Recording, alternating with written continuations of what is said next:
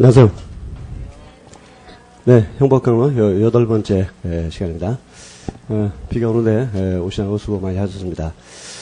정말 이런 날은 뭐 솔직히 공부하기보다 그냥 뭐 비 오는 거나 바라보면서 뭐 얘기나 하고, 그렇죠? 또 그다음에 뭐 커피나 한잔 마시고, 아니면 그냥 침대도 뒹굴뒹굴 하면서 만화책이나 보고, 그러면 솔직히 제일 좋을 텐데, 그죠? 어쨌든 여러분들 고생이 아주 많습니다. 뭐 주말이고, 진짜 뭐 쉬고 싶은 날인데, 하여튼 아침 일찍 일어나셔서 오늘하고 고생 많이 하셨어요. 하여튼 네, 우리가 이제 힘들게 진행하고 있는데, 하여튼 자기가 꼭 합격할 것이란 그런 확신, 그런 확신을 잃어버리면 안 된다고 생각이 됩니다. 근데 시험 공부는 이제 자꾸 할수록, 시간이 갈수록 뭔가 자꾸 약해집니다. 체력도 약해지죠. 그죠? 또 그 다음에 뭐 경제력도 좀 약해지고, 또 정신력도 약해집니다. 또 처음에는 정말, 진짜 뭐 인류의 평화를 위해서 이렇게 뭐 사법시험 준비를 시작했다가, 지금은 그냥, 아이고, 먹고 살려니까 뭐 이런 식으로, 또 의지도 약해지고, 목표도 약해지고, 그런 식으로 되는 것 같아요. 하여튼 그래서 자기를 잘 관리하고, 좀 뭔가 이렇게 좀 강하게 쓰는, 뭐 그런 어떤 것이 필요하다고 생각이 됩니다. 제가 아는 어떤 변호사님이 계신데요. 이분은 진짜 굉장히 어렵게, 진짜 자수성가하신 분입니다. 그 아버님이 장애인이셨어요. 선천적인 장애인.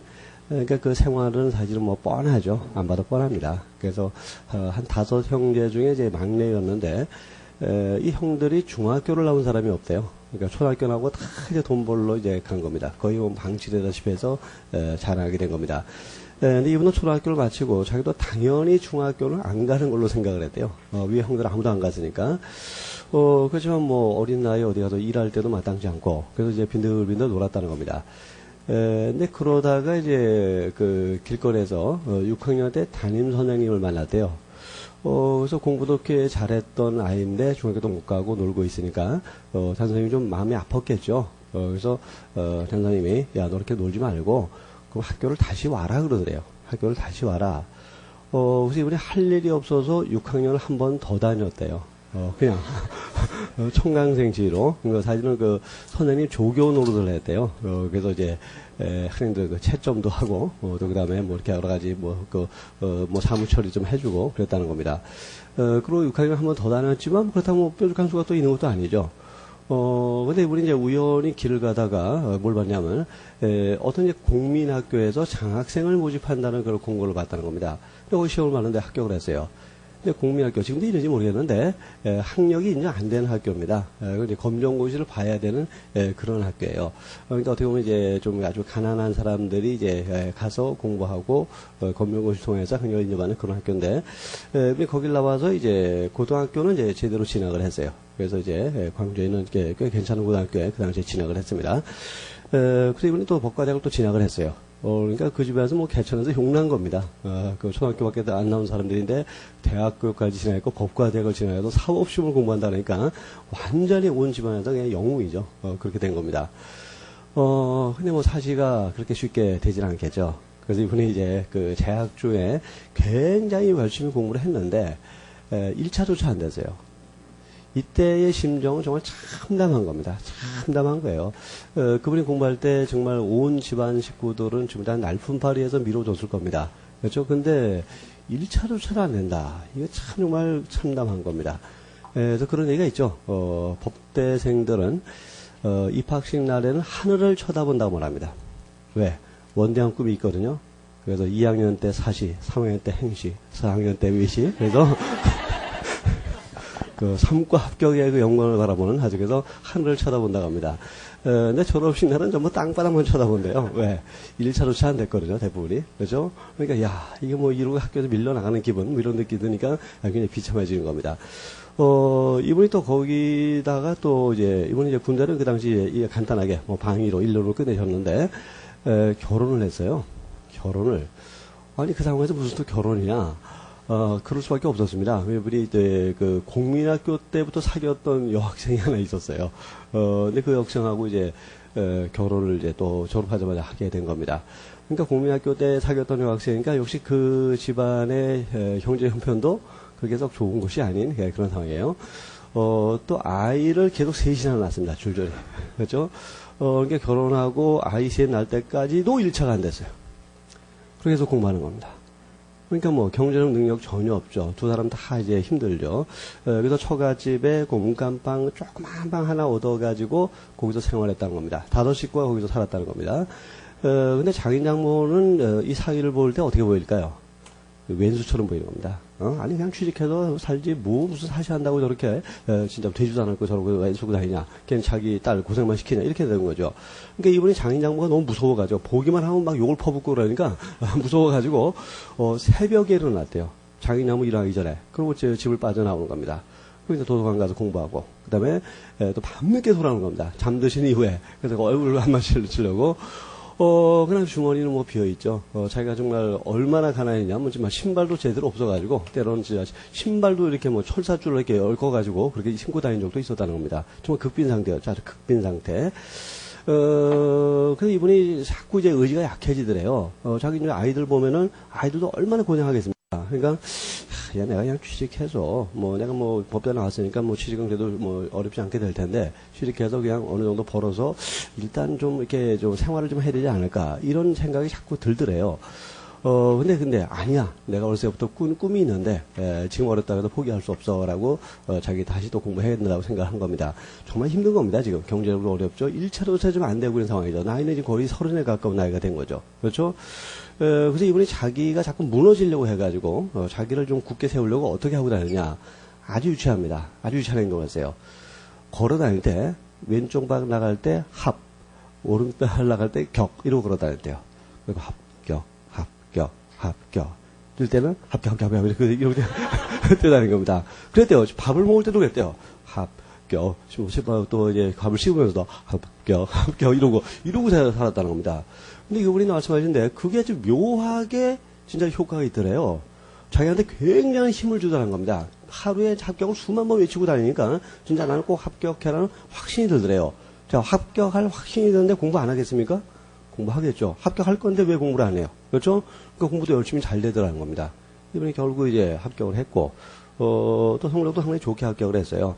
또 연수도 성적이 좋았는데, 이분이 이제 경제적인 어려움 때문에, 빨리 돈 좀 벌어야겠다 해가지고 변호사를 택했습니다. 그래서 이제 고향에 내려가서 이제 변호사 개업을 하셨는데 상당히 뭐 잘 된다는 얘기를 제가 들었어요.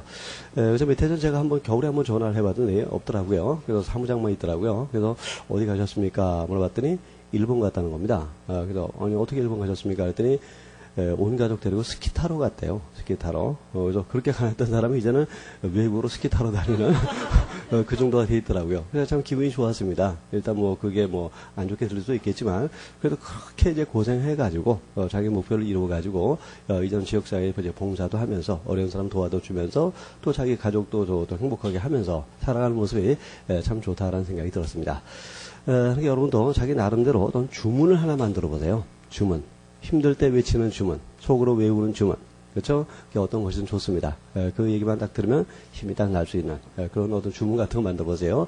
뭐 주문은 별거 아니죠. 합격입니다. 합격. 그래서 그런 거 만들어서 힘들 때마다 한번 진짜 중얼중얼 하면서 다니면은 의외로 사실은 효과가 있다는 겁니다. 사람이 어떻게 보면 대단한 존재가 아니에요. 어떻게 보면 아주 유치한 존재이기도 합니다. 그래서 그런 간단한 행동도 때로는 이제 힘든 생활을 쉽게 지나가게 할 수 있는 하나의 어떤 뭐랄까요? 어떤 자극제 같은 것이 될 수 있을 것이라고 생각이 됩니다. 자, 우리 갈 길이 또 멉니다. 우리도 합격하면서 이제 가보기로 합시다. 우리가 지난 시간에 재산주의 기본적인 개념에 대해서 이제 대충 다 봤습니다. 우리 신족상도례의 어떤 법적 효과 부분을 이제 놓고 있는데, 한번 간단히 정리해 봅시다. 그건 친족상도례, 자, 재산주의에 대해서 정리됩니다. 그러나 강도죄나 손괴죄는 제외되고, 특별법일지라도, 친족상도례 적용을 배제한다는 특별 규정이 없는 친족상도례는 적용이 되는 겁니다. 그 328조 1항하고 2항을 암기해야 되는 날이죠. 그래서 1항의 친족이라면 형이 면제되고 2항의 친족이라면 친고죄가 되는 겁니다. 그래서 직계혈족, 배우자, 동거친족, 동거가족, 또 배우자인데 자 직계혈족과 배우자는 동거, 여하를 불문합니다. 그러나 친족과 가족은 동거하면은 형면제, 동거하지 않으면 뭐 되죠? 친고죄가 됩니다. 그렇죠? 그 점을 주의해야 됩니다. 그래서 친족과 가족은 동거하느냐, 동거하지 않느냐, 이점이 중요합니다. 자, 동거한다는 의미가 뭐였습니까? 제가 이제 어제 그 점을 이제 정확하게는 말씀 안 드렸는데, 첫째, 정주성을 요구합니다. 정주성. 쉽게 말해서 눌러 앉아 살아야 됩니다. 눌러 앉아 살아야 돼요. 잠깐 다니러 온 친족, 정주성이 없죠. 그렇죠. 며칠 놀러 온 친족, 정주성이 없죠. 정주성이 없기 때문에 동거 친족이 아니고 이때는 비동거 친족이니까 친고죄 문제로 돌아가게 된다는 겁니다. 자, 근데 한 집에 산다. 자, 그거 가지고 또 이제 그 동거 친족을 할 수 없죠. 일상생활을 공통으로 해야 됩니다. 일상생활을 공통으로 한다는 것은 어떤 이제 생활비의 조달 문제라든가 취사 문제라든가 이런 것을 공동으로 관리하는 것을 말하는 겁니다. 따라서 한 집에 살긴 하지만 뭐 지하실 방 하나 세 얻어서 사는 친족, 자, 이 사람들은 한 집에 살긴 살지만 뭐 그 취사 문제라든가 이런 걸 별도로 하는 경우가 있죠. 이때는 일상생활의 공통성이 없기 때문에 이들은 동거 친족이 아닙니다. 한 집에 살아도 동거 친족이 아니에요. 일단은 친고죄 문제가 된다는 겁니다. 형을 면제할 수 없습니다. 하여튼 그래서 동거한다는 것은 이 두 가지 의미를 갖는다는 거. 그래서 눌러 앉아 살아야 되고 또 그다음에 일상생활을 공통으로 해야만 된다는 거. 그 점을 잘 이해를 해두시기 바랍니다. 이런 친족관계는 누구하고 존재되느냐? 피해자하고 존재해야 되는 겁니다. 친족관계는 피해자, 범인과 피해자 사이에 존재해야 되는 겁니다. 자, 여기서 이제 재난주의 피해자가 소유자로 본다면 소유자하고만 친족관계에 있으면 되는 것이고, 피해자를 또 점유자로 본다면 점유자하고만 친족관계에 있어야 되는 것이고, 자, 그러나, 양자 모두가 피해자가 된다고 봐야 되겠죠. 그래서 소유자는 어떤 법적 권리를 상실하게 되는 것이고, 또 점유자는 사실상의 물건에 대한 이용권을 상실하게 되는 거죠. 양자 모두 피해자로 봐야 되고, 우리 통상판에는 소유자, 점유자, 양자 모두와 친족관계가 존재할 것을 요구하고 있습니다. 소유자, 점유자 관계설. 그래서 쌍방하고 친족관계가 있어야 되고, 일방하고만 친족관계가 있다면 친족상대에는 적용되지 않습니다. 또한 친족관계는 행위 시에 존재해야 됩니다. 따라서 행위 전에 있었지만 행위 시에는 없었다. 또 행위 시에는 없었는데 또 행위 이후에 있었다. 전부 친족상대에 적용되지 않습니다. 오직 행위 시를 기준으로 판단하게 되는 겁니다. 재판 시가 아니라는 겁니다. 근데 행위 시에는 친족관계 없어도 친족상대가 적용된다는 그런 판례를 하나 본 것이 있죠. 바로 인지의 소급표 사건입니다. 그래서 행위 시에는 인지를 안 했는데 그 이후에 인지했고, 자, 인지는 출생 시로부터 소급해서 효력을 갖습니다. 그때는 소급표 때문에 행위 시에 친족관계가 있었던 것으로 간주가 되는 거죠. 그래서 친족상대가 적용돼서 형이 면제가 되는 것입니다. 자, 또 친족상대 적용 효과는 형을 면제하는 경우도 있고 또 상대로 친고죄가 되는 경우가 있습니다. 그래서 직결조, 배우자, 동거친족, 동거가족 또는 그 배우자 간의 재난죄는 형을 필요적으로 면제하게 됩니다. 자, 형 면제 판결은 유죄 판결인가요? 무죄 판결인가요? 유죄 판결이죠. 자, 유죄는 유죄인데 형만 면제한다는 겁니다. 그래서 뭐 친족관계라는 걸 고려해서 봐준다는 겁니다. 봐준다는 거예요. 또 상대 친고죄는 뭐냐? 이것은 그 직결적 배우자, 동거친족, 동거가족 또는 배우자 이외의 친족일 때 이때는 피해자의 고소가 있어야만 공소를 지게 할 수 있도록 되어 있다는 겁니다. 그래서 고소 없으면 처벌을 못합니다. 자, 이런 예를 생각해 봅시다. 어떤 갑이라는 사람이 있었고 을이 있었는데 조카와 삼촌의 관계입니다. 그래서 갑이 이제 여름을 맞이해서 휴가를 가야 하는데 휴가비가 좀 없었습니다. 그래서 삼촌 집에 놀러 갔다가 삼촌이 잠깐 자리를 비운 틈에 삼촌의 지갑에서 50만 원을 훔쳤습니다. 자, 50만 원. 나중에 이것이 이제 삼촌은 이제 알게 됐습니다. 자, 이 조카를 처벌할 수 있습니까? 없습니까? 자, 절도죄인데, 자, 이 절도죄는 원칙적으로는 친고죄가 아니죠. 그렇죠? 친고죄가 아니기 때문에 고소가 없어도 이제 공소를 지게 할 수 있게 되는 겁니다. 그러나 요 경우는 친고죄입니다. 자, 뭡니까? 삼촌, 비동거 친족입니다. 자, 비동거 친족이라면 요때는 친고죄가 돼요. 그래서 삼촌의 고소가 있어야 되는데 삼촌은 고소를 안 한다. 그럼 어떡합니까? 무슨 판결을 선고합니까? 범죄는 성립했지만 그러나 소추 조건을 갖추지 못한 거죠. 이때 형사소송법상 공소 기각 판결을 선고하도록 되어 있어요. 유죄 판결을 선고 못하고 처벌을 못하게 되는 겁니다. 만약 삼촌이 고소를 했다면 이때는 소추 조건이 갖추어졌기 때문에 유죄 판결을 선고할 수가 있게 되는 겁니다. 자, 이런 경우를 상대적 친고죄라고 말합니다. 친족 관계가 없다면 친고죄가 아닌데 친족관계가 존재한다면 친고죄가 되는 거죠. 그 사람에 따라서 친고죄가 되기도 하고 안 되기도 한다는 거죠. 그래서 이런 범죄를 상대적인 친고죄라고 말합니다. 그럼 이제 절대적 친고죄라는 것이 있었죠. 그럼 뭡니까? 무조건 친고죄인 거야. 그죠? 뭐 친족관계 있다면 무조건 친고죄가 되는 거. 뭐 예를 들어서 간통죄라든가 강간죄 같은 것은 뭐 친족관계 있는가 없는가 가리지 않고 무조건 친고죄가 되죠. 그런 것을 절대적 친고죄라고 하지만 여기 친족상도례가 적용되는 328조 2항이 적용될 때는 친족관계가 있을 때 한해서만 친고죄가 된다는 거죠. 이걸 상대적 친고죄라고 말하는 겁니다. 자, 그 의미를 잘 이해를 해 주시기 바랍니다. 자, 오른쪽에 제1교법 상속부동산 편취 사건 보겠습니다. 강 93년 4월 10일경 종조부인 제1교포 우리 사망함에 따라 그러니까 제1교포하고 갑 사이에는 이제 친족관계가 존재합니다. 을소의 국내 부동산에 대한 상속이 개시되자 상속인들이 병정무 모두 일본에 거주하고 있을 뿐 아니라 전부 친척들이에요. 그래서 이제 갑이 있고 이제 그 친척들 병, 정, 무 전부 일본에 살고 있는 제1교포들입니다. 모두 일본에 거주하고 있을 뿐 아니라 우리말과 글을 전혀 모르고 있는 데다가 국내 물정이 어둡다는 점을 이용해서 상속부동산을 편취하기로 계획하고 행자를 목적으로 94년 7월 중순경 상속부동산에 관해서 을로부터 갑이 대금 11억 5천만 원에 매수한다는 취지의 87년 2월 4일자 계약서를 작성하고 자, 요 계약서 작성, 이것은 뭐가 됩니까? 사문서 위조죄가 됩니다. 사문서 위조죄. 94년 8월경 인천지방법원에서 위와 같이 위조된 계약서를 그 정을 모른 법원 직원에게 소유권 이전 등기 청구 소송을 제기하면서 소장인 처음하여 제출하였다. 제출은 뭡니까? 동행사죄죠. 위조 사문서 행사죄입니다. 그래서 사문서 위조죄와 동행사죄가 여기서 일단 성립하게 됩니다. 그럼 이제 소제기 자체는 또 뭐가 됩니까?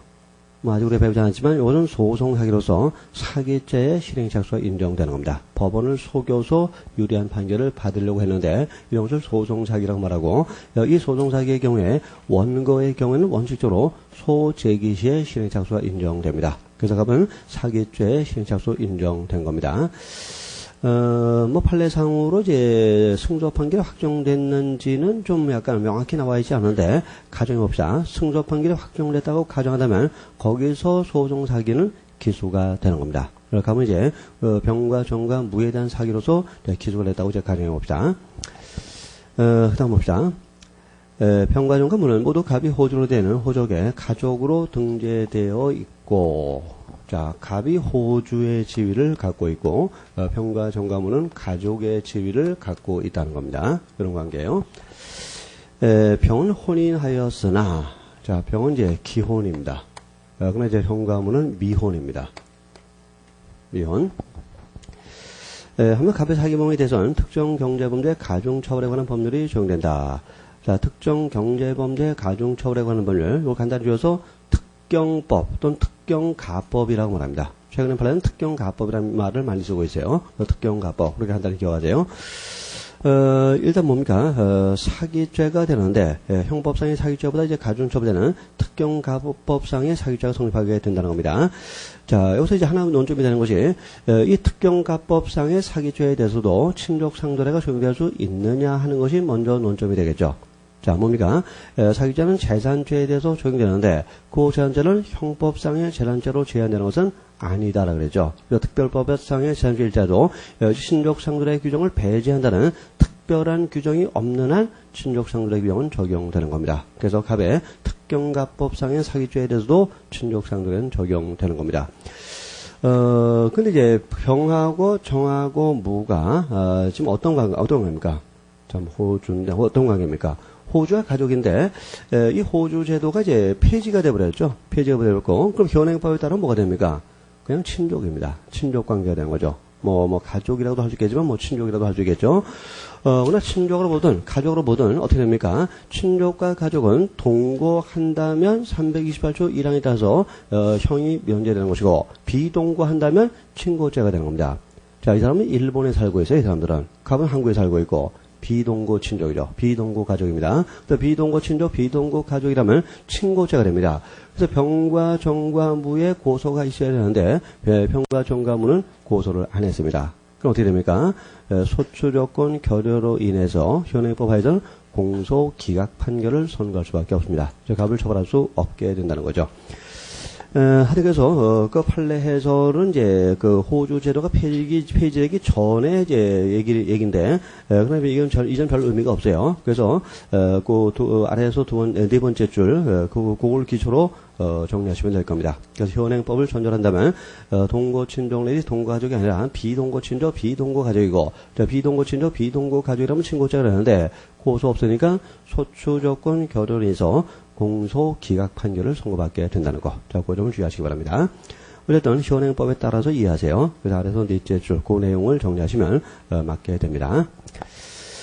근데 작물죄의 경우에도 이제 친족 상도례가 적용되는데 일반적인 친족 상도례가 좀 수정이 돼서 적용됩니다. 내부 수정된 내용은 이제 작물죄 쪽에 가서 상세하게 설명을 드리기로 하겠습니다. 자, 그럼 이제 개별적인 문제들을 보겠습니다. 자, 사기죄, 공갈죄의 문제, 또 행령죄, 배임죄의 문제를 보겠습니다. 자, 갑이 있고, 을이 있고, 병이 있습니다. 병이 어떤 물건의 이제 소유자고요.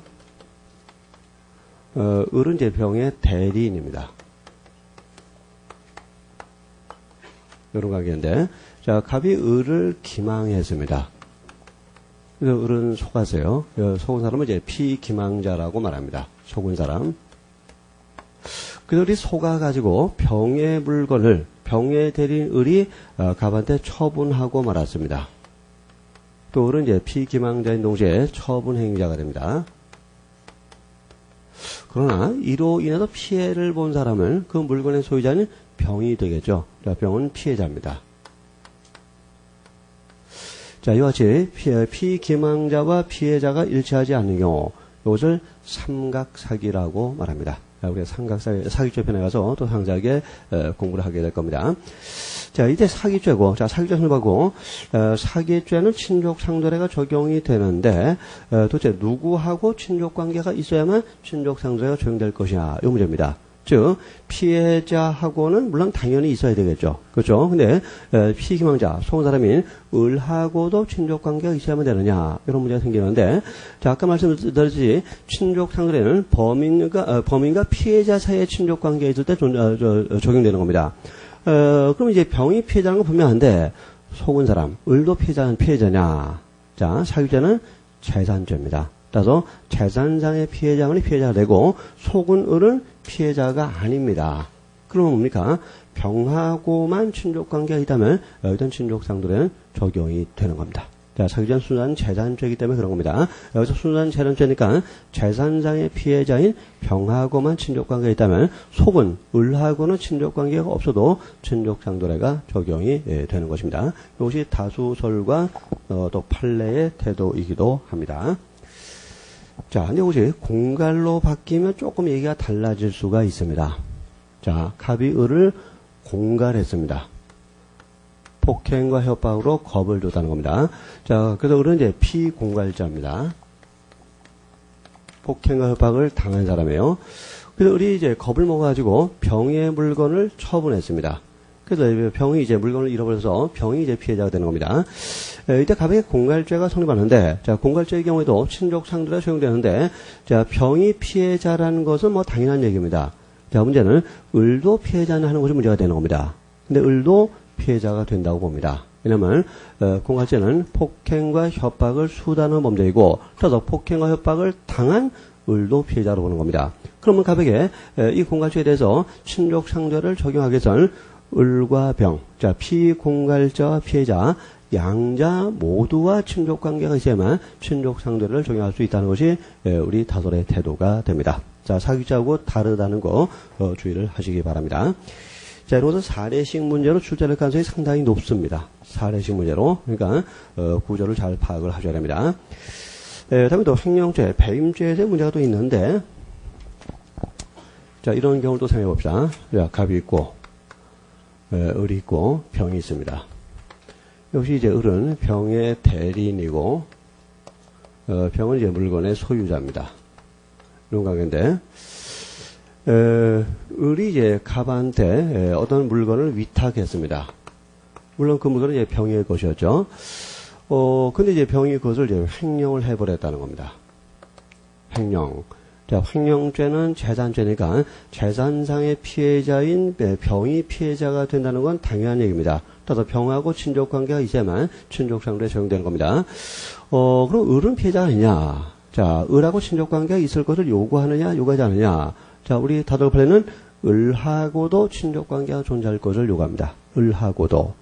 왜 그러냐면, 이것도 횡령죄 편에 가서 우리가 공부를 할 내용이지만, 자, 이 횡령죄와 배임죄는 배신성을 본질로 하는 법률입니다. 배신성. 따라서 배신 당한 사람도 피해자로 보는 것이 다도가 판례의 태도예요. 그에 따라서 횡령죄와 배임죄는 재산죄니까 재산상의 피해자인 병도 피해자고 또 배신당한 을도 피해자라는 거죠. 그래서 양자 모두와 친족관계가 있어야만, 쌍방과 친족관계가 있어야만 친족상도례가 적용된다는 게 우리 다도가 판례의 태도입니다. 자, 배임도 똑같아요. 그래서 배임죄의 경우도 배신성을 본질하니까 이 위탁 또는 위임자와 피해자 쌍방과 친족관계가 있지만 친족상도에 적용되고 어느 일방하고만 친족관계가 존재할 때는 친족상도에 적용되지 않습니다.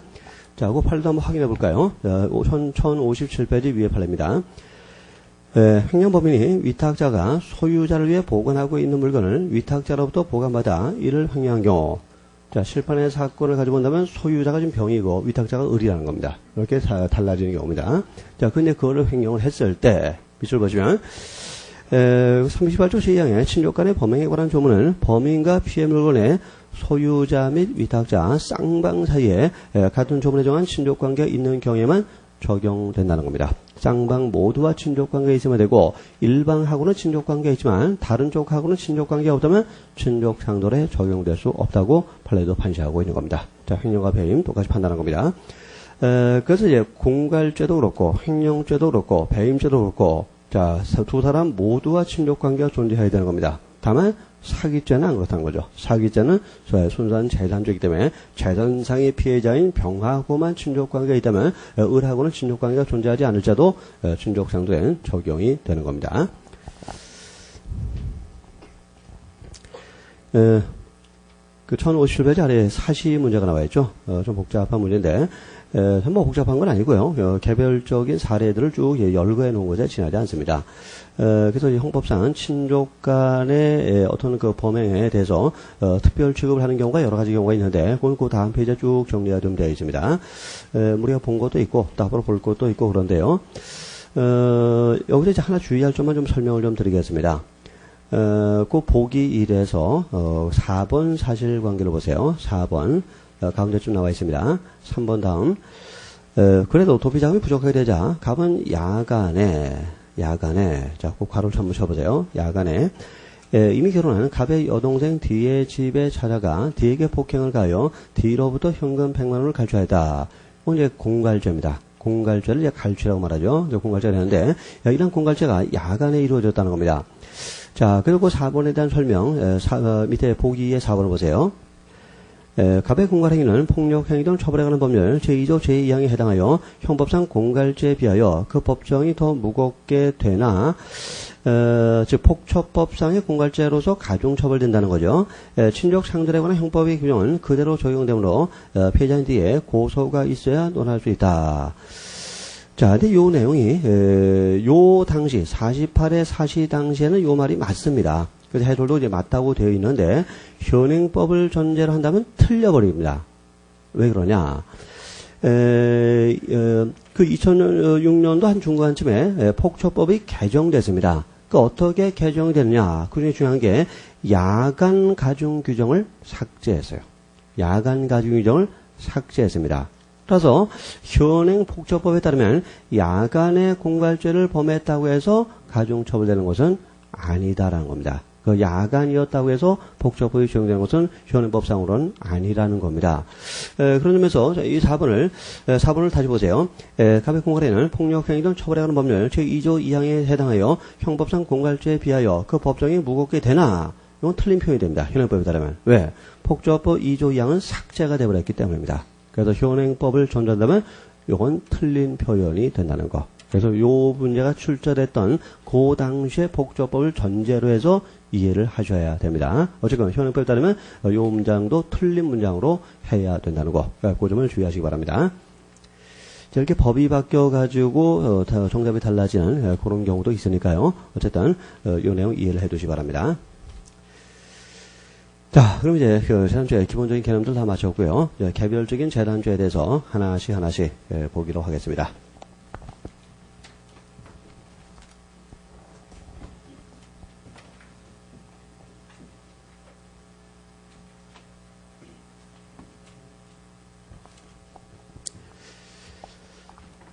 먼저요, 절도죄입니다. 재단죄 가운데서 가장 역사가 깊은 죄가 절도죄죠. 고조서실의 8조 법궁을 봐도 절도가 나와 있죠. 거기 사기 나와 있습니까? 안 나와 있어요. 횡령이 있습니까? 권리행사방해죄 그런 거 있어요? 없다는 거죠. 절도만 나와 있다는 겁니다. 사실 산업혁명이 이제 시작되기 전까지는 동양도 그렇고 서양도 그렇고 이 재단죄는 아주 단순했습니다. 절도 아니면 강도 그 정도밖에 없었어요. 사람들 그런 거밖에 몰랐습니다. 절도 아니면 강도 그 정도예요. 그런데 이제 산업혁명이 진행이 되면서 자본주의가 진행이 되면서 이제 돈이 굉장히 중요한 문제가 되기 시작하면서부터 이 돈과 관련된 다양한 범죄 유형들이 등장하게 됐습니다. 그래가지고 이렇게 지금 우리 총 9종류의 범죄로 나누어지게 됐다는 겁니다. 그런 점에서 하여튼 자본주의가 좋기는 하지만 또 하나 이런 문제점도 있다는 거죠. 그래서 중세까지는 횡령, 배임 그런 거 이해를 못했어요. 그런 게 무슨 죄인지 잘 몰랐습니다. 배신한다는 거 그런 것도 이해를 잘 못했어요. 그래서 하여튼 그러면서 최근에 횡령죄, 배임죄 사건이 늘어난다는 것은 그만큼 우리 사회가 좀 믿기 어려운 사회가 됐다는 것을 보여주는 하나의 어떤 증거가 되기도 한다고 생각이 됩니다. 이 절도죄, 자 보겠습니다. 이 절도죄를 이제 범죄학상으로는 곤궁범으로 취급합니다. 곤궁범. 즉 가난이 원인이 돼서 발생하는 범죄란 말이죠. 곤궁범, 경제적 곤궁이 원인이 돼서 발생한 범죄라. 그래서 곤궁범의 성격을 갖고 있다고 분류하는데 그러나 최근에는 곤궁범이 아니라 향락범이다. 자, 향락범이다. 이렇게 주장하는 견해도 있더라고요. 최근에 어떤 문헌을 보니까 그 문헌은 이제 통계를 제시합니다. 통계를 제시하는데 1960년 당시의 범죄 통계하고 2002년도 당시의 범죄 통계를 제시하는데 그 절도범의 범행 동기가 다르더라고요. 범행 동기가 달라요. 자, 60년대는 왜 훔쳤을까요? 먹고 살기 위해서. 즉 생활비 마련이 압도적인 다수였습니다. 생활비 마련. 그 다음 당연히 절도는 공공범이었다고 말할 수 있는데 2002년도 범죄 백서를 보니까 이 절도의 동기 가운데 가장 많은 비중을 차지했던 것은 생활비 마련이 아니라 유흥비 마련이더라고요. 그렇죠? 먹고 놀 돈이 없어가지고 훔친다는 겁니다. 그런 점에서 최근에 어떤 논문에서 보니까 어떤 교수님께서 이 절도죄는 곤궁범에서 최근에 와서는 향락범으로 법적 성격이 바뀌었다 이렇게 이제 주장을 하시는데 글쎄 그럴 수 있다는 생각이 또 들기도 합니다. 그러나 여전히 곤궁범적 성격을 갖고 있다는 걸 우리가 부인할 수 없습니다. 그 몇 해 전에 IMF 사태가 있었는데요. 그 통계를 보면 또 즉각알 수가 있어요. 자, 그 IMF 사태가 벌어지기 전에 절도 사건 건수를 100건이라고 말한다면 자, IMF가 시작되면서 절도 건수는 딱 2배 늘었어요. 200건으로 늘었습니다. 뭡니까? 경제적 어려움이 훔치게 만든다는 거죠. 최근도 그렇죠. 최근도 경제적으로 어렵다고 하는데 제가 어제 뉴스를 보니까 절도 강도 사건이 급증했다는 겁니다. 왜? 먹고 살기 어려우니까 남의 걸 뺏는 거죠. 그렇죠? 그런 점에서 여전히 곤궁범적 성격을 갖고 있다는 것을 우리가 부인하기는 상당히 이제 어렵습니다. 이 절도라는 것이 사실은 그 형사사건 가운데서 과실치사상죄 다음으로 많이 발생하는 사건입니다. 아주 흔한 사건이죠. 그러니까 이제 고조선 시대부터 흔했기 때문에 8조 법궁에도 규정이 되어 있었던 겁니다. 아주 흔한 사건이에요. 또 절도하면 요즘은 그게 중한 범죄라고 생각하지 않는데요. 그러나 이 절도가 서민들의 생계를 위협하는 측면은 아주 강합니다. 어떤 문제나 최근 형사정책학에서 가장 문제 삼는 것 중에 하나가 상점절도의 문제입니다. 상점절도의 문제. 보통 일반적인 뭐 동네에 있는 구멍가게, 뭐 문방구 뭐 이런 이제 같은 경우 그 마진율이 그렇게 높지를 않다고 합니다. 기껏 뭐 그 매출의 한 5% 내지 10% 정도가 마진율이라 그래요. 근데 실제 도난당해서 물건을 잃어버리는 비율이 거의 마진율에 육박한다고 합니다. 도난으로 인해서 잃어버린 물건이 마진율을 거의 잠식하고 있다는 거죠. 뭡니까? 이게 서민의 생계를 위협하고 있다는 거죠. 최근에 뭐, 그 경제적인 어려움 때문에 뭐 동네에서 이제 뭐 퇴직하고 나서 동네에서 이제 무슨 뭐, 여기 구멍가게를 차리기도 하고 편의점을 차리기도 하고 또 그다음에 무슨 뭐, 그 또 문방 같은 거 차리기도 하는 그런 분들이 많은데 이분들이 사실은 그런 상점 절도에 의해서 생계를 위협받고 있다는 겁니다. 이게 굉장히 문제라고 합니다. 근데 문제는 뭐냐? 그 상점 절도를 범하는 사람들이 대개가 청소년들이라는 겁니다. 그죠? 문방 가서 슬쩍 뭐 연필 하나 살짝 가져오고 펜 하나 살짝 가져오고 지우개 하나 슬쩍 들고 오고 이런 식으로 대부분이 청소년들이라는 겁니다. 또 이제 구멍가게 가서 뭐 과자 하나 슬쩍 집어넣고 오고 자 어떻게 보면 장난처럼 하고 있죠. 또 그다음에 전혀 죄의식이 없어요. 그렇죠? 나쁜 짓이라는 생각도 안 하고 무슨 장난처럼 그렇게 무슨 모험처럼 하고 있다는 거죠. 옛날에 무슨 수박밭 서리하듯이 그런 마음으로 하고 있다는 거죠. 그러나 그런 행동들이 사실은 그 서민들의 생계를 진짜 위협하고 있다는 겁니다. 그래도, 이 그 문방구라든가 이런 동네 구멍가게를 운영하는 분들이 자기가 망하는지도 모르고 망해가고 있대요. 왜? 이분들은 뭐 재고 조사라든가 이런 거 철저히 합니까? 안 하죠. 그냥 오늘 몇 개 팔렸네? 그럼 몇 개 팔렸네? 뭐 몇 개, 뭐 얼마 남았겠네? 이렇게 생각하죠. 뭐 오늘 뭐, 예를 들어서 매상이 뭐 오늘 50만원 올랐네. 그럼 뭐 10%고 5만원 남았네. 라고 생각하죠. 안 남았다는 겁니다. 왜? 그에 해당하는 부분이 남들이 아이들이 훔쳐갔기 때문에. 그래서 사실 안 남았다는 겁니다. 그래서 남는 것 같은데 어느 정도 지나보면 적자인 거예요. 이건 문 닫을 수밖에 없는 거죠. 그렇죠. 이런 게 굉장히 심각하다고 합니다. 그럼 그 아이들이 이제 범죄를 저지르는데 그 아이들에 대해서 우리가 형벌의 척도를 가지고 대처할 수 있겠습니까? 그 훔친 애들 다 뭐 교도소 보내고 그 교도소에 애들만 바글바글하고 뭐 그렇죠. 이게 어떡할 겁니까? 형벌을 가지고 대처가 안 돼요. 그러니까 형벌이 무슨 만능인 것처럼 알고 있죠. 범죄에 대해서. 아니라는 겁니다. 그 아이들 처벌해서 얻을 수 있는 이익은 그렇게 많지가 않습니다. 또 아이들, 잘하는 아이들인데, 전과자의 낙인을 찍어가지고 무슨 좋을 게 뭐가 있어요? 걔들은 자포자기 해버립니다. 그럼 에이, 기왕 이렇게 된 거 조폭으로나 가자 하면서 이제 완전히 더 범죄 세계로 빠져들게 되는 거죠. 그렇죠? 그 형벌을 가지고 대처가 안 돼요. 이게 굉장히 문제점이라고 합니다. 또 아이를 처벌했을 때 아이들이 전혀 반성을 안 한다 그래요. 이거 볼펜 얼마예요? 500원이에요? 500원 좀 낼게요. 이렇게 나온다는 거죠. 그렇죠? 그게 생계를 위협한다는 생각을 전혀 안 갖고, 부모들은 한술 더 들죠. 그까지 500원 가지고, 이러면서 막 도리어 문방구 주인을 갖다가 닥달하고, 그래, 내가 10,000원 줄게! 이렇게 나오는 거죠. 그렇죠? 이것도 문제라는 겁니다. 개선이 안 돼요. 개선이 안 된다는 겁니다. 하여튼 이게 이제 형사정책으로, 그럼 이걸 어떻게 이제 해결할 것이냐, 이 서민의 생계 보호를 위해서 이걸 어떻게 해결할 것이냐, 상당히 이거 심각한 문제인데, 뾰족한 방법이 지금 없다고 합니다. 뾰족한 방법. 그래서 형사정책 연구회 같은 데 보니까 이런 문제에 대해서 논문이 좀 많이 나와 있더라고요. 근데 결국 그 청소년들을 이제 계도해가지고 와서 교육해가지고 얘들아 문방구 아저씨 굉장히 어렵다 한다 이렇게 하면서 호소할 수밖에 없는데 그래서 아이들이 또 그런 거를 잘 느끼지 못하죠. 그렇죠? 하여튼 그래서 굉장히 좀 어려운 문제라고 합니다. 어쨌건 우리 어떤 죄와 형에 대해서 우리가 그렇게 간단한 문제는 사실 아니에요. 어떤 정책적으로 어떤 행위를 죄로 규정하고 그에 대해서 형벌을 가하면 다 될 것 같은데 근데 해결이 안 됩니다. 솔직히 말해 형벌 가지고 해결이 안 되는 경우가 너무나 많이 있다는 거죠. 하여튼 그런 문제점에 대해서도 한번 생각을 해보실 필요가 있다고 생각이 됩니다. 또 범죄 백서를 보면요. 남성과 여성의 절도의 동기가 확연히 다르더라고요. 남자 절도범과 여자 절도범의 범죄 동기가 달라요.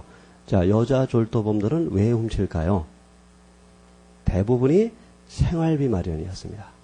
근데 남자 절도범은 그렇지 않더라고요. 대부분이 유흥비 마련이었습니다. 그죠? 남자들이 왜 그런지 모르겠어요. 하여튼 반성을 좀 해봐야 됩니다. 하여튼 그래서 이 통계 같은 걸 보면 참 재밌는 부분들이 있어요. 그래서 어떤 사회의 어떤 변화라든가 어떤 남녀의 차이라든가 이런 것들도 통계를 통해서 우리가 좀 엿볼 수 있는 그런 경우가 있더라고요. 어쨌든 절도죄 봅시다. 이 절도죄 보복이 소유권이냐 아니면 점이냐 아니면 그다음에 또 절중서 이런 견해가 있는데 이제 소유권이라는 견해도 있고 점이라는 견해도 있는데 자 봅시다. 자, 우리가 두 가지 측면이 있습니다. 어떤 이제 물건이 있어요. 그래서 자동차라고 해봅시다. 자동차.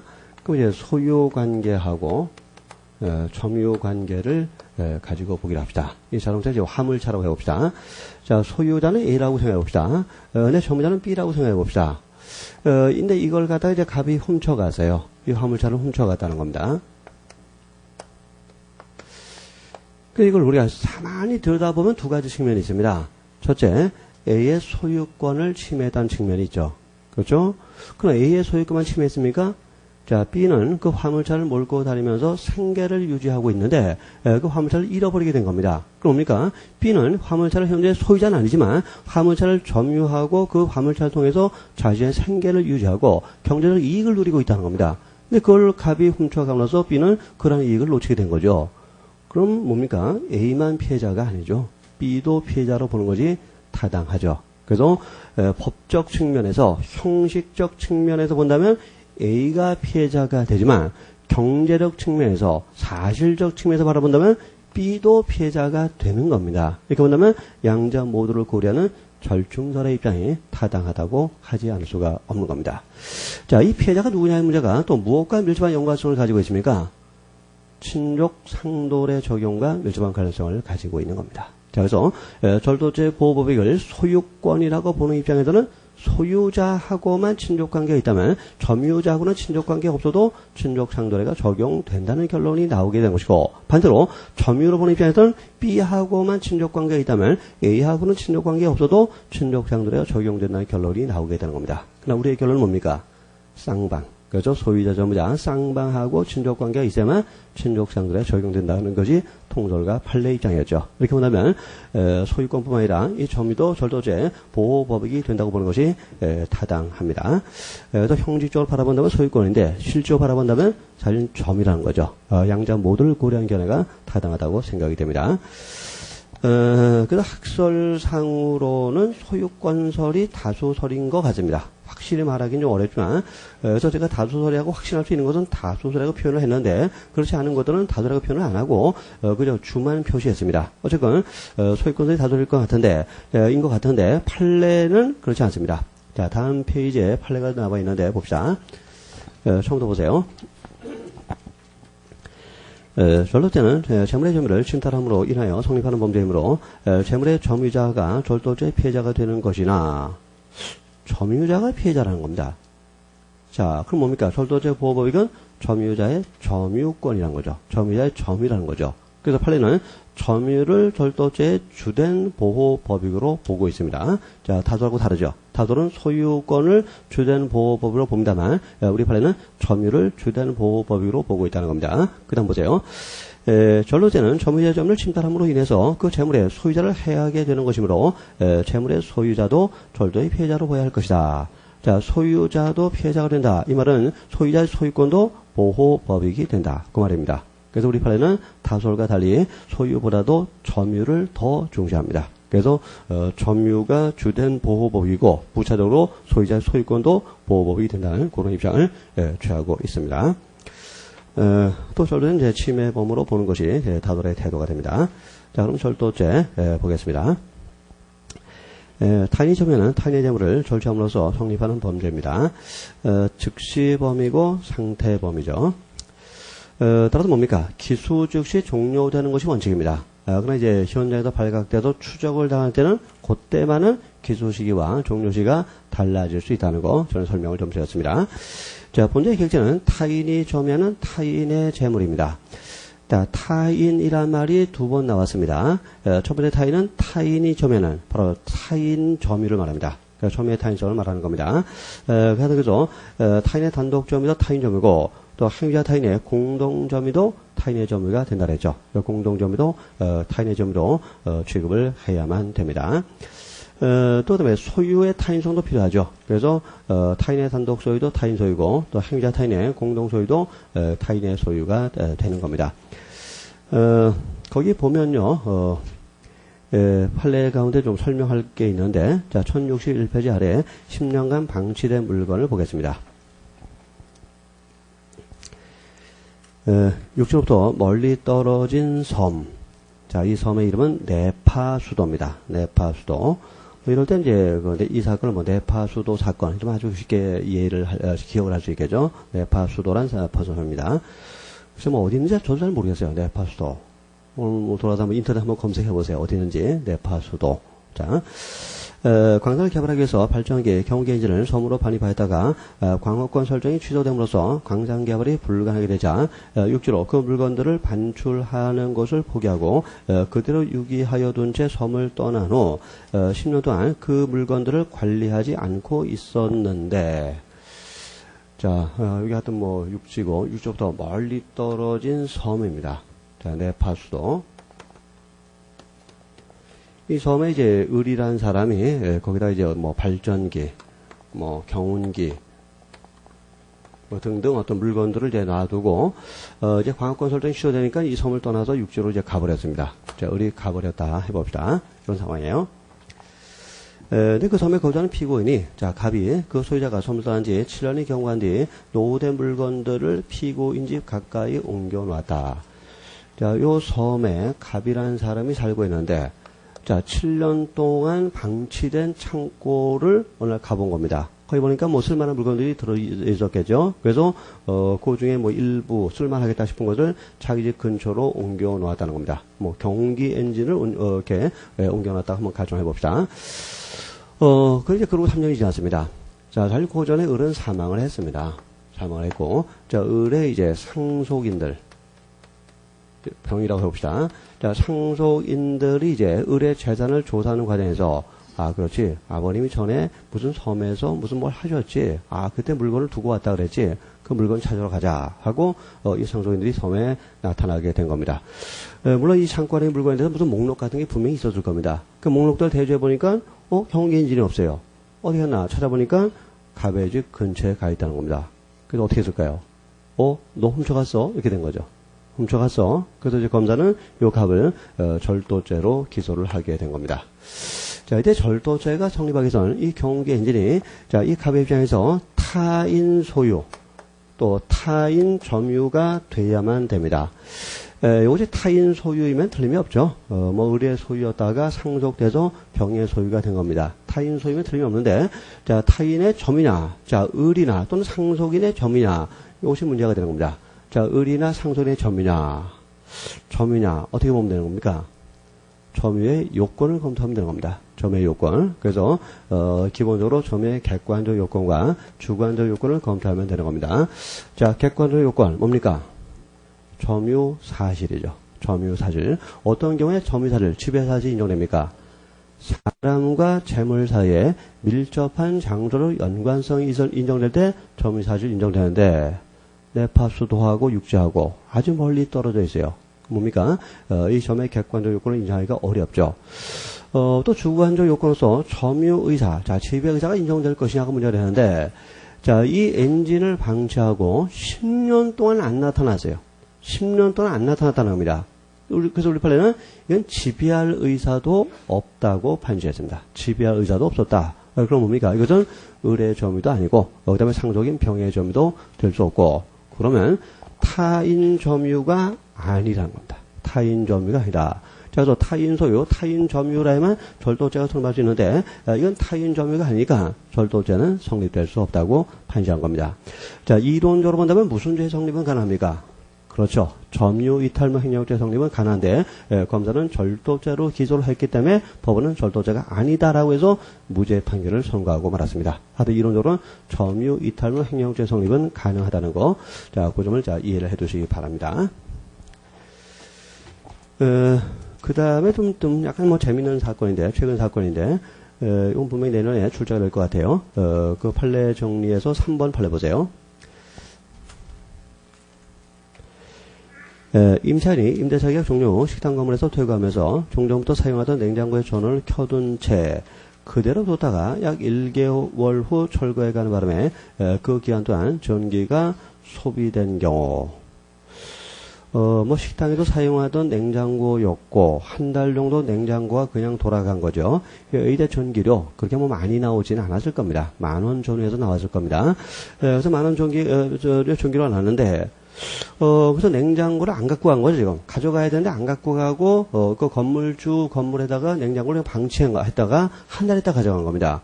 자, 근데 이제 검사는 이제 그 임차인을 절도죄로 기소했어요. 도대체 어떻게 이게 절도가 되는 겁니까? 참 그 상상력이 참 놀라울 뿐인데, 이 냉장고는 자기 소유죠, 임차인에 비해서. 그렇죠. 자기 소유의 냉장고니까 자기 소유의 냉장고를 가져간 것은 절도는 안 됩니다. 그러면 검사는 어떻게 이걸 절도로 구성해서 기소해 줄까요? 전기입니다. 자, 임대인, 소유자 건물에다가 자기 냉장고를 한 달 동안 뒀고, 또 전기 코드를 꽂아 놓음으로써 한 달간 전기가 돌아가서, 그 건물주의 전기를 썼다는 겁니다. 건물주의 전기를 썼다는 겁니다. 권한 없이 건물주의 전기를 썼다는 겁니다. 자, 그래가지고, 이건 절도로 기소한 겁니다. 전기에 대한 절도로 기소한 겁니다. 어떻게 보면 그것도 어떻게 보면 전혀 불가능하지는 않다. 그런 느낌이 들죠? 그러니까 남의 집에다가, 자기 냉장고를, 권리 없이 뒀고, 또 코드 꽂아 놓음으로써 남의 전기 돌아가게 했다는 거죠. 남의 전기 돌아가게 했다. 그 남의 전기를 권한 없이 썼다. 그래서 전기 절도로 기소한 겁니다. 절도죄로. 하여튼 검사가 연구를 좀 많이 했던 것 같아요. 근데 대부분 이제 어떻게 판단하는가 보세요. 자, 밑줄 보시면, 임차인이 퇴거 후에도 냉장고에 관한 점유 관리를 그대로 보유하고 있었다고 보아야 한다. 자, 임차인이 냉장고를 두고 갔지만 여전히 임차인은 냉장고를 점유하고 있었다고 봐야 된다는 겁니다. 그러면 그 냉장고 안에서 돌아가고 있는 전기는 누구 점유입니까? 임대인 점유가 아니라 임차인 점유라는 겁니다. 즉 임대인 점유가 아니고 즉 타인 점유가 아니고 자기 점유라는 겁니다. 자기 점유니까 절도죄는 성립될 수 없다는 겁니다. 그렇죠? 자, 그런 논리로 절도죄가 성립하지 않는다고 판시를 했습니다. 자, 이 사안도 잘 이해를 해 두시기 바랍니다. 또 이제 소유도 타인성이 인정돼야 됩니다. 타인 소유가 되고 자기 소유라면 횡령죄는 가능하지만 절도죄는 성립할 수 없게 됩니다. 자, 이제 타인 소유인지 자기 소유인지 좀 애매한 사안들이 있는데 밑에 감나무 사건 보겠습니다. 아주 자주 나오는 판례죠. 감은 아무런 권한 없이 의뢰 토지에 감나무를 심은 후 그 감나무에서 감이 열리자 이를 수확하였다. 자, 사안은 간단한데 자, 민법적인 지식도 필요합니다. 자, 갑이 있고 그 다음에 이제 을이 있는데 을은 땅을 가지고 있고 갑은 그 땅에다가 이제 감나무를 심었습니다. 감나무가 이제 자랐겠죠. 자, 자라서 거기 이제 감이 열렸습니다. 그 감을 갑이 이제 따가지고 왔다는 겁니다. 자, 이 감에 대해서 무슨 죄가 될 것이냐. 자, 누구 소유냐, 또 누구 점유냐, 이걸 따져보면 되게 답이 나온다 그랬죠? 자, 이 감나무의 소유 관계부터 따져봅시다. 자, 누구 소유입니까? 민법적 문제예요. 자, 요 감나무는 수목이죠. 수목, 민법상 수목, 나무예요. 자, 그럼 토지에 부착된 수목은 어떻게 됩니까? 토지의 일부로 간주하죠. 그렇죠? 그럼 뭡니까?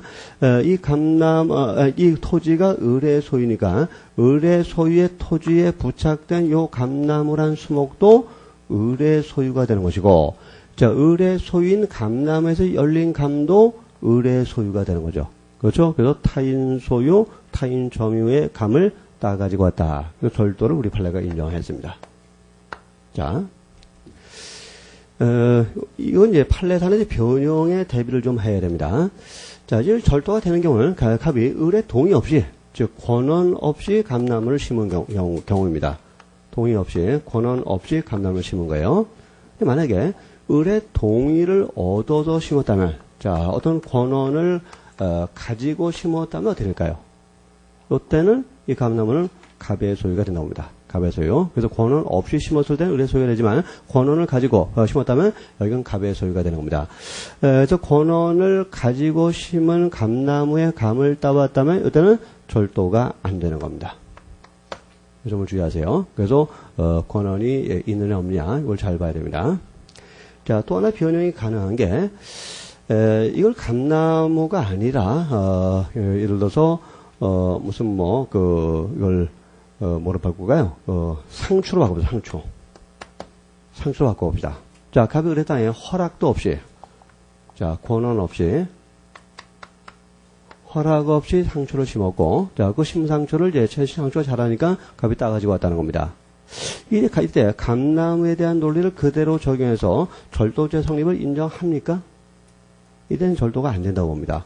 권원 없이 심어도 절도가 안 된다고 봅니다. 자, 그 이유가 뭡니까? 상추이기 때문이죠. 상추는 뭐예요? 농작물이죠. 자, 그래서 우리 판례가 수목과 농작물을 구별합니다. 그거 주어야 돼요. 그래서 수목, 나무죠. 수목의 경우에는 권원 없이 심었다면 토지 소유자한테 소유권이 인정된다고 보는데, 그러나 농작물은 권원 없이 심었을지라도 이 농작물이 어느 정도 자랐을 때는 심은 사람한테 소유권을 우리 판례가 인정하고 있습니다. 따라서 이제는 권원이 없어도 갑의 소유가 되는 것이고, 자기 소유의 상추를 따왔으니까 절도죄는 성립할 수 없게 되는 겁니다. 뭐 권원이 있다면 당연히 뭐 자기 소유가 되겠죠. 그래서 농작물과 수목을 구별해서 정리를 하셔야 됩니다. 자, 그래서 요사는 두 가지로 변형이 가능합니다. 첫째, 감나무로 놓고 동의를 얻은 경우, 이것도 절도가 안 됩니다. 그런데 또 상추로 바꿔놓고 동의를 얻지 못한 경우, 이것도 절도는 안 된다는 겁니다. 그 점을 주의하시기 바랍니다. 자, 오른쪽 위에 대나무 사건을 봅시다. 대나무 사건. 피해자가 이 피고는 또 임차하고 있는 토지 울타리 안에 대나무를 식재하고 갖고 왔는데, 피고인이 그 울타리 안에 대나무를 벌채하여 간 경우. 자, 이 사안도 분석을 해봅시다. 자, 어떤 이제 토지가 있고요. 이제 갑이라는 사람이 토지 소유자, 자, 임대인입니다. 갑은 이 토지를 이제 을한테 임대를 했어요. 을은 이제 임차인입니다. 을은 거기다가 이제 대나무를 심었습니다. 수목이죠. 이걸 누가 배가느냐? 소유자가 배간 거죠. 소유자가 이거를 베어서 이제 가져갔다는 겁니다. 자, 이제 소유자에게 무슨 죄가 성립할 것이냐? 이 문제입니다. 소유자에게 무슨 죄가 성립할 것이냐? 자, 이걸 감나무로 바꾸면 주인공이 누구로 바뀌는 겁니까? 토지 소유자는 을로 바뀌는 거죠. 피고인이 을로 바뀌는 사건이죠. 그렇죠? 그 사건이에요. 그럼 대나무는 누구 소유입니까, 이거? 갑은 분명히 법정에 나와서 그렇게 주장했을 겁니다. 내 땅에 심은 나무입니다. 내 땅에 있는 나무입니다. 내 땅에 있는 나무 가져왔는데 왜 절도가 됩니까? 이렇게 말했겠죠. 그렇죠. 따라서 토지의 소유권은 분명히 갑한테 있지만, 그러나 갑은 이 토지를 을한테 임대했고, 그러면 이 토지를 사용하고 수익할 권리는 이제는 을한테 있게 되는 거죠. 따라서 뭡니까? 을은 권원을 가지고 대나무를 심은 것이에요. 임차권을 가지고 대나무를 심은 것이고, 그럼 권원을 가지고 심었다면 이런 경우죠. 이런 경우고, 그리고 권원을 가지고 심었다면 이 대나무는 임차인의 소유가 되는 겁니다. 그럼 뭡니까? 이 임대인 갑은 타인 소유, 타인 점유를 훔쳐온 거죠. 그래서 절도죄를 우리 판례가 인정을 했습니다. 자, 이 사안도 잘 정리해 두시기 바랍니다. 그 다음에 이제 다이아 포클레인 사건을 보겠습니다. 갑은 자신과 을이 동업 자금으로 구입하여 을이 관리하고 있던 다이아 포클레인 한 대를 그의 허락 없이 병으로 하여금 운전하여 가도록 하였다. 자, 복잡하게 생각하지 마시고요. 소유 관계와 점유 관계를 따져보면 답은 나오게 되어 있습니다. 자, 이 포클레인은 누구 소유입니까? 자, 갑과 을이 동업 자금으로 구입한 포클레인이고, 자, 동업 관계로 소유하는 포클레인인데, 이 동업 관계로 인한 소유를 민법에서 뭐라고 말합니까? 합유라고 말하죠. 자, 동업은 민법상으로 조합관계입니다. 이 조합의 소유관계는 합유가 됩니다. 그러나 합유도 공동소유의 일종이죠. 공동소유는 형법상으로 누구 소유로 취급하면 되죠? 타인 소유로 취급하면 됩니다. 그래서 이 포클레인은 갑의 입장에서는 타인 소유입니다. 동의 점유관계는 아주 간단히 나와 있네요. 을이 관리하고 있던, 이렇게 되어 있습니다. 뭡니까? 을의 점유라는 소리죠. 그래서 타인 소유, 타인 점유를 가져왔기 때문에 이건 절도죄가 된다는 그런 사안입니다. 자, 그래서 공동소유물은 타인 소유물이고, 이 공동소유에는 공유가 있고, 합유가 있고, 총유가 있죠. 전부 형법상으로는 타인 소유로 취급합니다. 그래서 공유, 합유, 총유 전부 타인 소유로 취급하면 되는 것입니다. 그런 거 주의를 하시면 됩니다. 그 다음에 뭐 영업 허가증 사건은 뭐 읽어보시면 되고요. 쉬운 내용이니까. 그 다음 마지막 판례, 세 번째 판례, 이거 조금 어렵습니다. 봅시다. 금전채무를 담보하기 위해서 채무자가 그 소유의 동산을 채무권자에게 양도하되 점유 개정에 의해서 채무자가 이를 계속 점유하기로 한 경우. 자, 분석을 한번 해봅시다.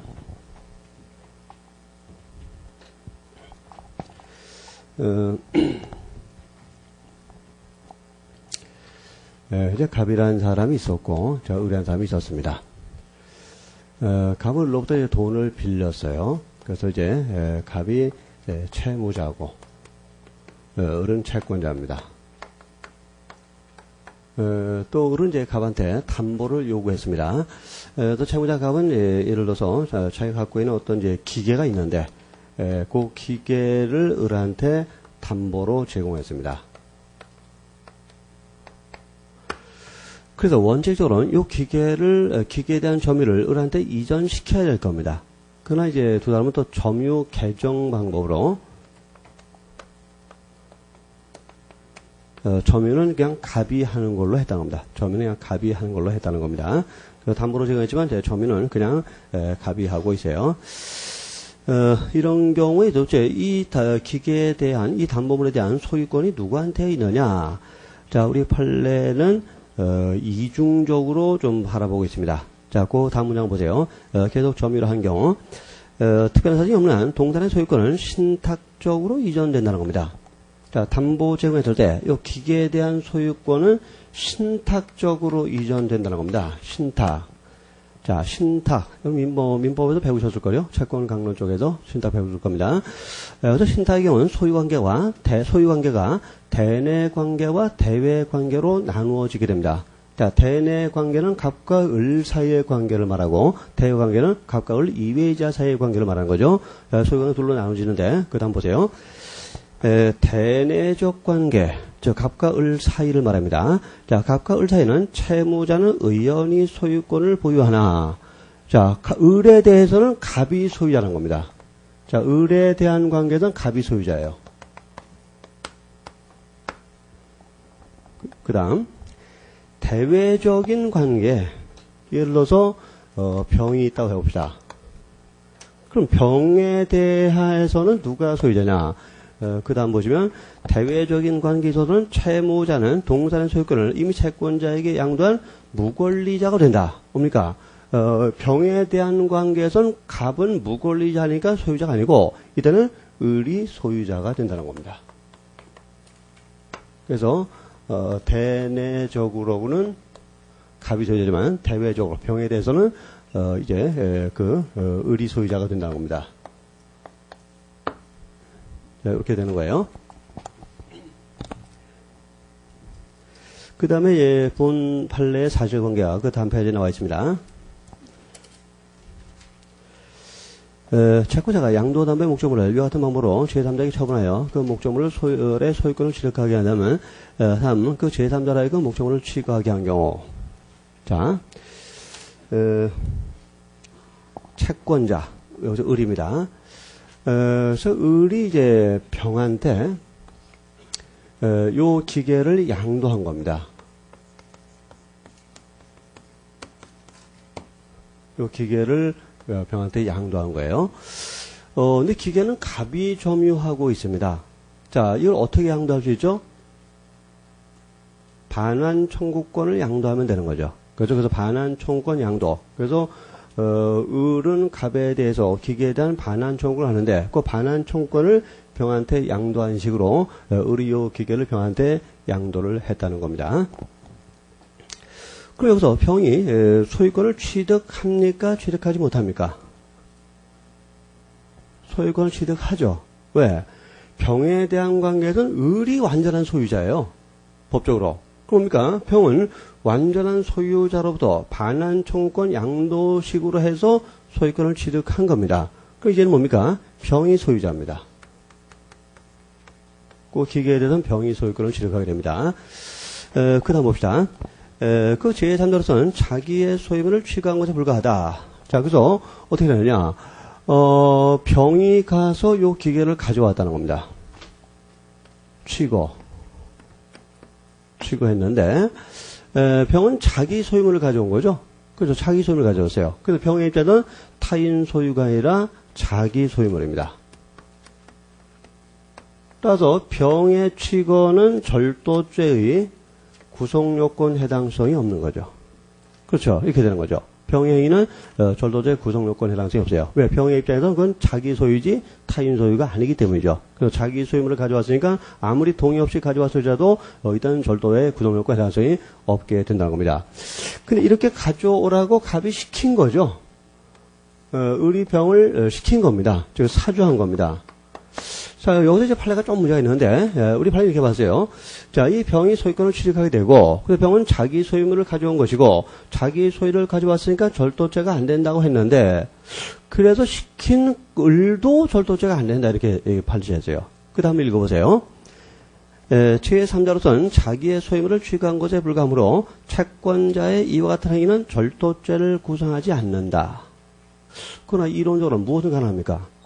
절도죄 간접정범은 가능하다고 해야죠. 자, 병의 행위는 절도죄 구속요건에 해당하지 않고, 그럼 처벌되지 않는 자고, 근데 을은 처벌되지 않는 병을 도구로 이용해서 남의 물건을 가져오도록 한 거죠. 그럼 간접정범은 가능하다고 보는 거지, 옳지 않습니까? 근데 판례는 이 을도, 채권자 을도 절도죄를 구성하지 않는다, 이렇게 판시했다는 겁니다. 이론적으로 약간 이제 이의를 제기할 가능성이 있는데, 어쨌건 아직 판례 평석이 나온 건 아니니까요. 뭐 그럴 수 있다는 정도만 알아두시고, 그저 하여튼 이런 논리로 절도가 아니다라고 판시했다는 겁니다. 자, 굉장히 복잡한 사안이죠. 민법적 지식도 요구되는 그런 사안이니까 민법 공부도 할 겸해서 요 사안을 잘 정리를 해두시기 바랍니다.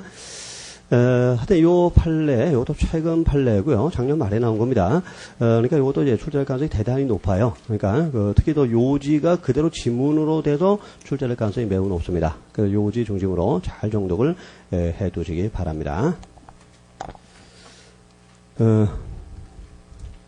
그 다음에 이제 절취 쪽으로 봅시다. 절도죄 행위는 절취인데, 절취란 타인점의 재물에 대해서 점유자 의사에 반해서 그 점유자의 점유를 배제하고 자기 또는 제3자의 점유로 옮기는 것을 말합니다. 그래서 어떤 물건을 훔쳐가기 위해서는 이 물건을 점유하고 있는 사람의 점유를 먼저 배제해야 됩니다. 그게 점유 배제고, 또 점유만 배제했다고 절취가 되는 것이 아니라 자기나 제3자의 점유로 옮겨야 되는 거죠. 옮기는 것을 점유 취득이라고 말합니다. 그래서 절취는 점유 배제와 점유 취득을 그 내용으로 하고 있습니다.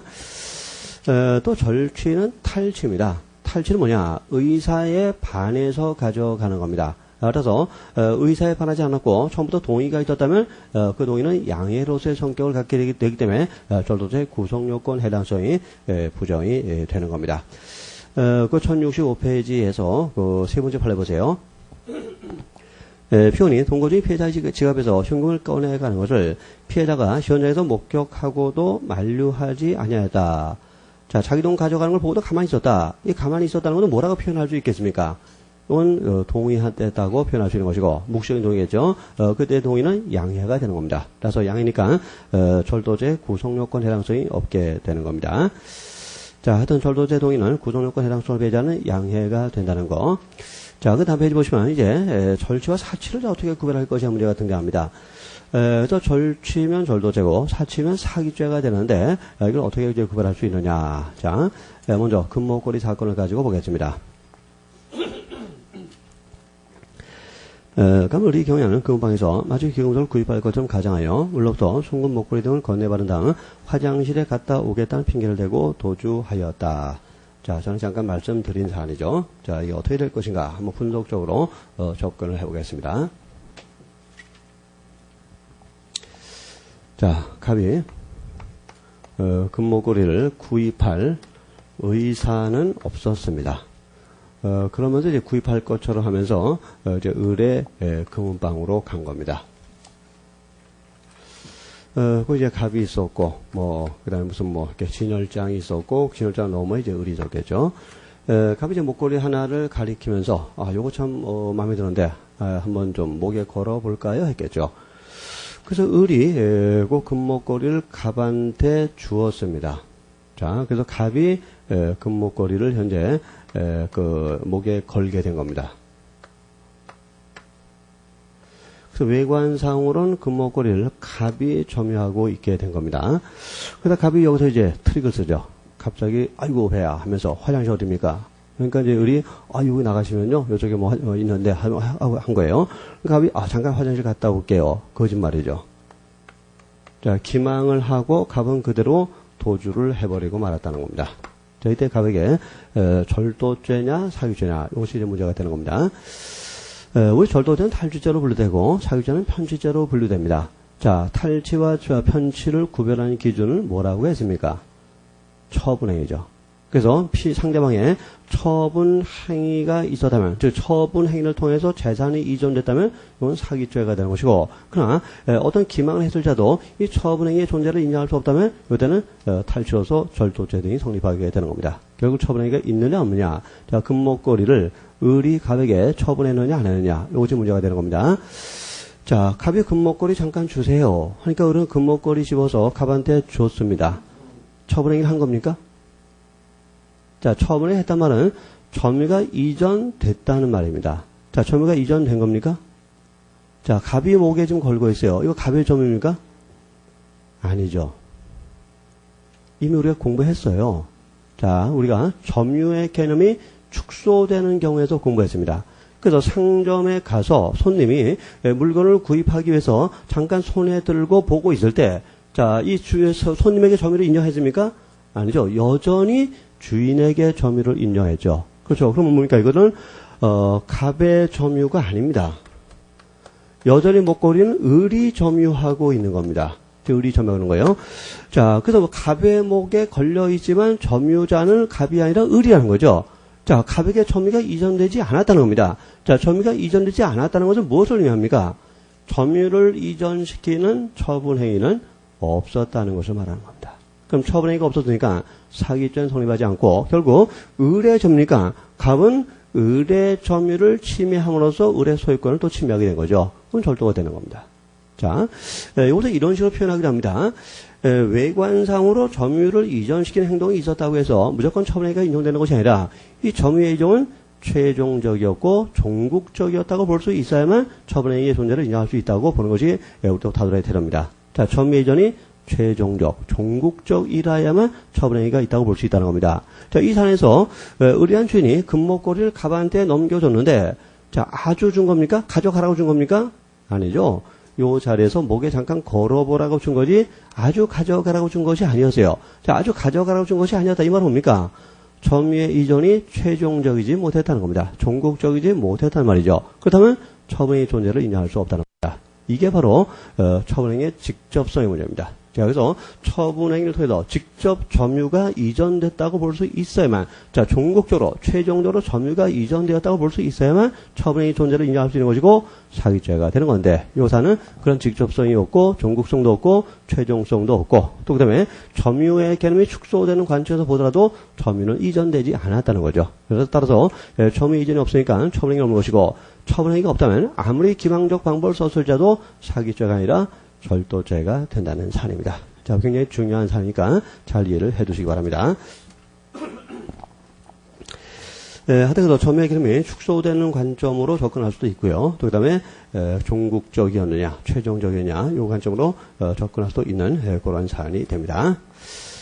또 처분행위가 인정된다고 하기 위해서는 처분행위가 자의에 의한 것이라고 할 수 있어야 됩니다. 자, 여기에 따라서 이 재물의 교부가 비자의적이었다면 처분행위는 없는 것이고, 처분행위가 없다면 일단 사기죄가 되는 것이 아니라 절도죄가 성립하게 됩니다.